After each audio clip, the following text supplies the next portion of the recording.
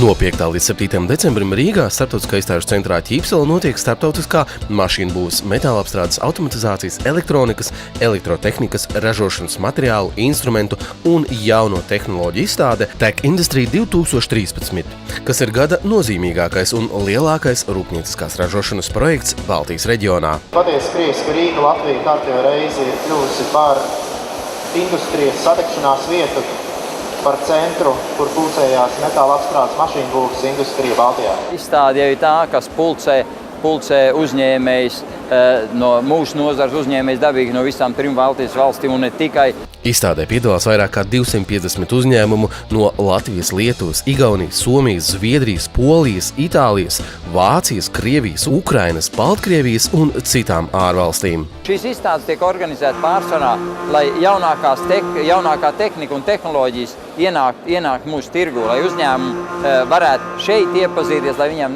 nebūtu jāskrāj pa pasauli un jāmeklē, kur ko var dabūt, jo viņš to visu var sākumu var apskatīt šeit, ja, un pēc tam izvēlēties, ko viņam konkrēti vajag.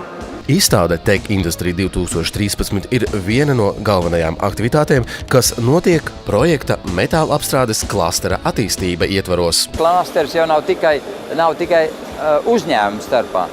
Šeit jau arī ir visas mācību iestādes ietverts, kuras gatavo speciālists nozarei un ne tikai visai tautsaimniecībai. Tāpēc un arī klāsteri ietvaros notiek arī pasniedzēja apmācības un daudz tādas lietas, kas ir vajadzīgas, lai veicinātu attīstību. Šobrīd jau praktiski ir arī Nacionālā attīstības plānā ietvert industrializācijas politika, industrializācijas sadaļa varētu teikt. Kā tad mēs viņu panāksim? Mēs viņu varam panākt tikai tādā gadījumā, ja mēs attīstam vispār visu inženieru nozars. Mums katru gadu 3-4 jauni uzņēmumi vismaz nāk nozare iekšā. Ja? Mums šobrīd vajag iniciatīvas cilvēks, ļoti daudz, kas paši ir gatavi veidot savu uzņēmumu, var izdomāt savu produktu, savu nišu atrast, tirgū. Tā kā jābūt tādiem patstāvīgiem un uzņēmīgiem.